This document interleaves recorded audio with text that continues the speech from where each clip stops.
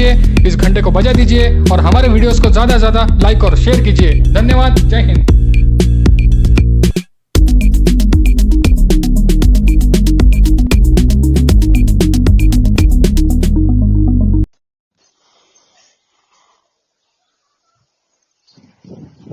नमस्कार, स्वागत है आप सभी का। मैं हूं प्रणीत।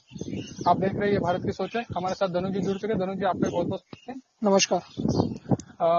आज का शो थोड़ा हम अलग करेंगे। एक चीज मैं आपको बताना चाहता हूँ कि हमारा चैनल अभी नया है। हमें व्यूज अच्छे खासे मिल रहे हैं, लेकिन जितने लाइक्स और सब्सक्राइबर मिलने चाहिए उस प्रमाण में उतने मिल नहीं रहे। तो मैं सभी दर्शकों से निवेदन करूंगा कि आप देखते हो तो लाइक डिसलाइक जो भी जैसा भी आपका वो करिए और चैनल को सब्सक्राइब करिए और अपनी प्रतिक्रिया जरूर दीजिए। ये चैनल को आगे बढ़ने के लिए आप सभी के साथ की बहुत बहुत जरूरत है। तो साथियों, बढ़ते हैं आज के विषय की ओर। हमने एक वीडियो यहाँ पर प्रस्तुत किया था, मुकुल दा की गद्दारी से शाहिदा हुआ सॉलिड सक्सेस। और आज बताते हुए बहुत खुशी हो रही है कि हमारा उस दिन का जो एनालिसिस था उसी के आधार पर जो उत्तराखंड में अभी सीएम तीरथ सिंह रावत का इस्तीफा हुआ और अभी वहाँ एक नए मुख्यमंत्री बने। नाम क्या था उनका धनु जी? जो अभी मुख्यमंत्री बने, हाँ हाँ पुष्कर सिंह धामी। हाँ जी जी। तो वो अभी वहाँ मुख्यमंत्री बने। तो उसमें ये चीज हमारा जो एनालिसिस था उसका बहुत बड़ा मतलब रोल है। हमें वो तभी समझ में आ गया था और आज वो कैसे और क्यों ये हम प्रस्तुत करेंगे। और दूसरी आखिरी चीज, उसमें एक चीज हमसे मिसिंग हो गई थी, एक एंगल बताना हम भूल गए थे। आज उसी को हम आगे आपके सामने डिस्क्राइब करेंगे। तो शुरू करते हैं। सबसे पहली बात, जो उत्तराखंड का है एनालिसिस, मैं भाऊ तुलसीकर का प्रतिपक्ष पे वीडियो देख रहा था, मराठी में था। तो उन्होंने ऐसा बताया था कि आपको तीरथ सिंह रावत जो थे वो खासदार एमपी थे और 6 महीने के अंदर उनको चुनकर आना था, लेकिन अभी उनकी 2 ही महीने की मुदत बची थी। तो उन्होंने अभी कोरोना की वजह से सुप्रीम कोर्ट की गाइडलाइंस के अनुसार आप इलेक्शन नहीं ले सकते हैं, तो उन्होंने इस्तीफा दे दिया और उनसे इस्तीफा लिया गया। दे दिया बोले तो लिया गया। अब सिर्फ कि अभी आगे आने वाले बंगाल में भी दूसरे मुख्यमंत्री ममता जी जो अभी आमदार नहीं है और वो हार चुकी है।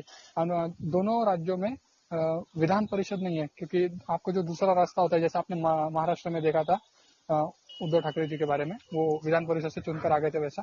लेकिन वैसा ये दोनों राज्यों में नहीं है। तो यहाँ पे आपको अगर चुनकर आना है तो किसी एक बंदे को इस्तीफा करवा के आपको इलेक्शन करवा के चुनकर आना होगा। लेकिन अभी कोरोना की वजह से इलेक्शन नहीं हो सकती। तो बीजेपी ने पहले अपने पत्ते खेल लिए और उन्होंने कहा कि उत्तराखंड का हमने हमारे सीएम का इस्तीफा ले लिया है, अब आपको भी इस्तीफा देना पड़ेगा अगर कोरोना स्थिति नहीं सुधरती है। तो ये तो हो गया एक पॉलिटिकल मैसेज, यहाँ तक भाव ने बताया और बहुत से पत्रकारों ने उसके बाद इस पर एनालिसिस किया।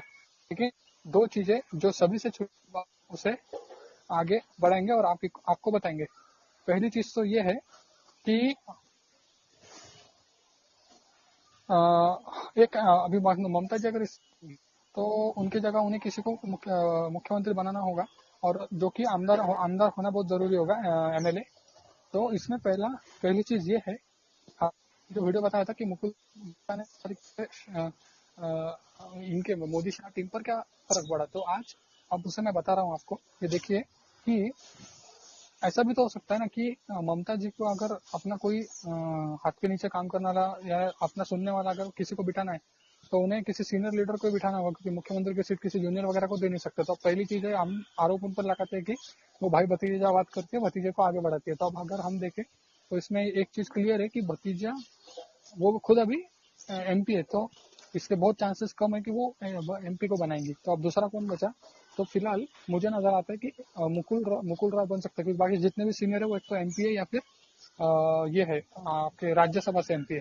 तो एमएलए होकर सीनियोरिटी में अगर देखा जाए तो ऐसा कोई जान नहीं पड़ता है, क्योंकि मुकुल राय फिलहाल बीजेपी से एमएलए बने थे जो कि उधर चले गए। तो अभी वो फिलहाल एमएलए है, तो सबसे आगे नाम उनका ही मुझे ऐसा लगता है कि अगर किसी एमएलए को बनाना तो मुकुल रॉय सीनियोरिटी में सबसे आगे होंगे। तो हमने उस दिन बताया था कि ये मुकुल रॉय एक गद्दार बोल के बीजेपी में घुसे थे, बीजेपी के अंदर की चीजें जानने के लिए। ऐसा ममता जी ने उन्हें किया था, ऐसा उस दिन।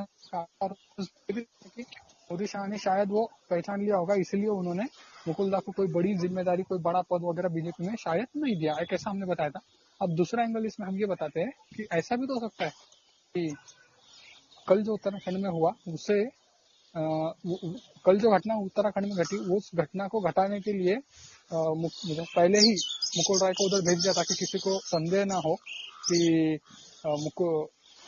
तुरंत मुकुल राय को भेजा और मतलब टीएमसी में वापस भेजा और फिर उत्तराखंड की घटना हो गई, इसलिए उन्हें थोड़ा पहले ही भेज दिया गया ताकि कोई डाउट ना ले। तो ऐसा भी तो हो सकता है कि बाद में जब मुकुल राय मान लो मुख्यमंत्री बन जाए वहां पे, तो फिर अपने को दिल्ली से बंगाल के ऊपर जो कुछ है वो अपने हिसाब से करते आएगा। ऐसा भी तो हो सकता है कि जैसा हमने उस दिन कहा था कि टीएमसी ने मुकुल राय को उनका हस्तक बना के भेजा, लेकिन ऐसा भी तो हो सकता है भी अपना हस्तक उधर भेजा हो, ऐसी एक पॉसिबिलिटी मुझे लगती है। और इस पर मैंने पहले स्टोरी की थी, इसलिए आज इसे मैं कंटिन्यू करता हूँ कि मुझे ऐसा लगता है कहीं ना कहीं कुछ भी हो सकता है, उधर से भी वो साइड भी बराबर हो सकती है, ये साइड भी बराबर हो सकती है। पॉलिटिक्स समझे और पॉलिटिक्स को सोचे, इसलिए हमने ये एंगल बताने की कोशिश की आपको इस वीडियो के माध्यम से। अब दूसरे एंगल पर हम आते। आपको याद होगा कि चौथे फेज का इलेक्शन बंगाल का हो गया, 7 फेज पड़ा था, उसमें से चौथे फेज खत्म होने के बाद से सर्वे वगैरह आना शुरू हो गए कि बीजेपी जीत रही है। तो अचानक कोरोना के सेकेंड वेव क्रिएट किए गए मीडिया वगैरह द्वारा, बहुत सेकेंड वेव ये वो बहुत कुछ किया गया। अब ये एक स्वतंत्र विषय होगा, उस पर बहस हो सकती है, लेकिन जितना एनालिसिस मैंने देखा या जितना मैंने समझा, सेकेंड वेव का सबसे ज्यादा प्रॉब्लम मीडिया में, क्योंकि बंगाल इलेक्शन खत्म होने के बाद अचानक कोरोना भी खत्म होगा, ये आपने देखा ही होगा, एक्सपीरियंस किया ही होगा मीडिया में। तो अब कि मोदी शाह की जो नीति होती है वो होती है कि ठंडा करके पियो।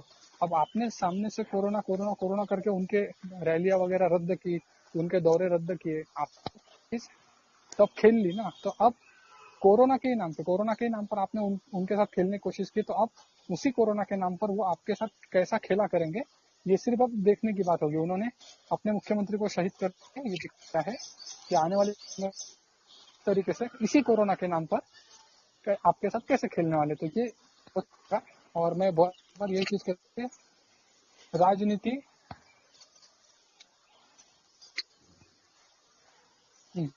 राजनीति एक बहुत ही गंदा बोलने से एक गंदा बोलने से अच्छा एक पेचीदा खेल है, और उसमें बहुत निर्दयी निष्ठुर होती है। उसमें अगर आप जैसा खेलते हो सामने वाले को भी वैसे ही खेलना पड़ता है। सिर्फ मोदी शाह की नीति है कि वो टाइमिंग और जगह अपनी चूज करते हैं और अपने अखाड़े में बुलाकर सामने वाले को पटकते। तो अब देखना दिलचस्प होगा। मुझे उम्मीद है आप सभी को ये एनालिसिस पसंद आया होगा और ये इस तरीके से भी आप सोचना शुरू करेंगे। मैं इस शो को ज्यादा लंबा खींचना नहीं चाहता, बट आगे जाते जाते मैं धनुष जी का कमेंट चाहता हूँ कि ये हमने अभी जो एनालिसिस, सबसे अलग एनालिसिस हमने रखा है, उसके ऊपर धनुष जी क्या सोचते हैं? धनुष जी। नहीं, देखिए, पहले मैं ये सोचता हूँ कि अगर उससे पहले ही वो इस्तीफा दे दे ममता मैडम, उससे पहले उसने वहां पर विधान परिषद तो है नहीं, ये अगर ये बनाया तो। और दूसरी बात नहीं, एक मिनट एक चीज मैं बताना भूल गया था, माफ कीजिएगा। हाँ, तो विधान परिषद वो बना नहीं सकते, क्योंकि उसके लिए वो तो भले ही विधान सभा से पास कर ले, लेकिन उसे संसद से पास कराना होता है, लोकसभा और राज्यसभा से। फिर और ठीक है। मैंने कंफर्म किया है कि 7 साल से वो फाइल ऑलरेडी आकर पड़ी है। अच्छा। और एक जानकारी और देती चलती, विधान परिषद जो है वो पहले बंगाल में थी, लेकिन उसे लेफ्टिस्टों ने ही उखाड़ फेंका था।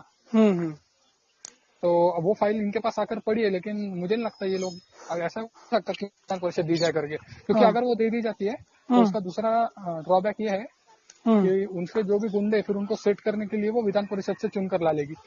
इसलिए ये गलती बीजेपी वाले कभी नहीं करेंगे। जी, कंटिन्यू कीजिए। हाँ, तो बात यह है कि अभी बंगाल में जो भी कोई मुख्यमंत्री बनेगा ममता बनर्जी के बाद, तो उसे कैसे पहले मैं मुकुल रॉय जी की बात करता हूँ। मुकुल रॉय जी अगर सच में पहले अगर वो अपने मन से बंगाल में, मतलब ममता टीएमसी के पार्टी में गए हैं, मतलब अमित शाह के विरुद्ध होकर, तो भी उसको मुख्यमंत्री बनना भारी पड़ सकता है, क्योंकि शुभेंदु अधिकारी जी जानते हैं कि किसको कैसे नचाना है। वो बराबर है, लेकिन फिर सीनियरिटी का मैटर आ जाता है ना। मैं क्या बोला, टीएमसी में जितने भी सीनियर है उसमें से सारे एमपी है, फिर वो लोकसभा से हो या राज्यसभा से हो, लेकिन वो एमपी है। हाँ। और अभी कोरोना का कारण देखकर ममता जी को अगर इस्तीफा देना पड़ेगा, तो फिर सीनियरिटी चेक की जाएगी ना। अब जैसा मुकुल रॉय फिलहाल एमएलए है बीजेपी से पहले से, तो ममता को अगर मुकुल रॉय को नहीं भी बनाना है, अगर किसी दूसरे एमएलए को बनाना है, फिर भी उसके सामने तो प्रॉब्लम सीनियरिटी का आ जाएगा ना। हाँ हाँ और सीनियरिटी में अभी मतलब मुश्किल वही है कि मुकुल राय पहले जब टीएमसी में थे हम्म तब वो एक एमपी के रूप में थे, हम्म। लेकिन अभी वो एमएलए है फिर, तो अब वहाँ पे सीनियरिटी का प्रॉब्लम आ सकता है, ऐसा मुझे लगता है। आप कंटिन्यू कीजिए। हाँ देखिए, कोई भी मुख्यमंत्री होगा उसे कैसे नचाना है ये शुभेंदु अधिकारी बहुत अच्छी तरह से जानते हैं। हाँ, हाँ, वो भी हो सकता है। ये भी बात है। और दूसरी बात मैं ये और कहना चाहूंगा, कभी कुछ लोगों को बहुत गर्व होता है, या तो मैं मुख्यमंत्री रहूंगी या रहूंगा, या फिर किसी को बनने ही नहीं दूंगा, सिर्फ मैं ही बनूंगा। तो ये भी एक बात हो सकती है। बराबर। ये, फिर उसमें क्या होगा, अगर ममता जी अगर अपनी जिद पर अड़ी रही, तो मुझे ऐसा लगता है एक तो वो अपने सरकार को संकट में लाएगी। नहीं, उसमें भी एक है कि अगर 6 महीने कंप्लीट हो गए और वो जिद पर अड़ी रही, कि संविधान से तो ऊपर वो है नहीं ना, हाँ हाँ तो बरोबर। अपने आप को सरकार विसर्जित हो जाएगी। हाँ मतलब इतनी क्योंकि अपने संविधान में ऐसा लिखा है कि मुख्यमंत्री यानी सब कुछ। हाँ, यानी और अगर सरकार गिर गई, कोई मंत्री अगर इस्तीफा दे देता है जी जी, तो उससे कोई फर्क नहीं पड़ता है, लेकिन अगर मुख्यमंत्री इस्तीफा देता है तो अपने आप सरकार खत्म हो जाएगी। और अगर सरकार गिर गई तो फिर हाँ, राष्ट्रपति शासन तो लगेगा ही। फिर बाद में चुनाव होंगे तो उसके साथ यूपी वगैरह के साथ, तो फिर बीजेपी की तो बहुत एक अच्छा चांस मिल जाएगा कि इतनी सरकार बनाकर भी ये सरकार टिका नहीं सकी। बराबर है। तो ये चेक करेगी ना। हाँ जी, और बिल्कुल। इतनी हिंसा देखने के बाद तो फिर अब जनता का मूड बदल सकता है। नहीं, अभी बदल सकता है, नहीं, वो बदल ही जाएगा, मैं तो कहता हूँ ना। जैसे यूपी में कहा था, बंगाल में कहा था खेला हो गए, तो यूपी में वैसे तो खेला होने वाला है, खेला हुई। ये खेला हुई था, वो शब्द खेला होबे नहीं था। ये हमने थोड़ा एक वीडियो में, बंगाली में वो खेला होबे चे, और यूपी में खेला हुई कर दिया उसको यूपी में। हाँ हाँ, वो चल रहा है वो। क्या तो फिर महाराष्ट्र में क्या होगा, खेल होना, खेळ होणार। ओके, खेळ होणार या फिर खेळ होईल। खेळ होईल, हाँ, हो सकता है। खेळ होईल, मी पुन्हा येईन। ओके, हाँ, ठीक है। तो बात यह है, और अभी थोड़ा उत्तराखंड पे आते हैं। इस बार तो तय है बीजेपी आना। अगर बीजेपी नहीं आती तो मुझसे लिख के लीजिएगा। बार बार ये क्या, बहुत से लोग ये कह रहे थे। उसका रीजन ये है कि उन्होंने अभी युवा चेहरा, हाँ हाँ, और कांग्रेस का भी उतना कुछ वहाँ बचा नहीं है। नहीं, कांग्रेस का तो छोड़ दीजिए, वो तो 2-3 बार राष्ट्रपति राजवट लगाने के बाद भी सीएम बने हैं, फिर भी राष्ट्रपति फिर राष्ट्रपति राजवट, ऐसा वैसा, वो अभी उनका कोई चांस नहीं, मुझे नहीं लगता। और तीसरी कोई पार्टी तो बची नहीं है, सिर्फ बीजेपी। और इसमें बीजेपी का मुझे एक अच्छा लगा ये उत्तराखंड में, कि वो मतलब ट्रायल करके देख रही है कि कौन अच्छा मुख्यमंत्री है। और नहीं, देखिए दिया है ना, अगर ये अगर पच गया ना, हाँ, तो फिर अगले मतलब उत्तराखंड का जो इतिहास है कि 20 साल में बहुत से उन्होंने मुख्यमंत्री बदल दिए, हाँ, तो वो इतिहास फिर से खत्म हो जाएगा। सिर्फ एनडी तिवारी अगर छोड़ दिए तो 5 साल का कार्यकाल किसी ने भी पूरा नहीं कर पाए। कोई नहीं, किसी ने भी पूरा नहीं किया।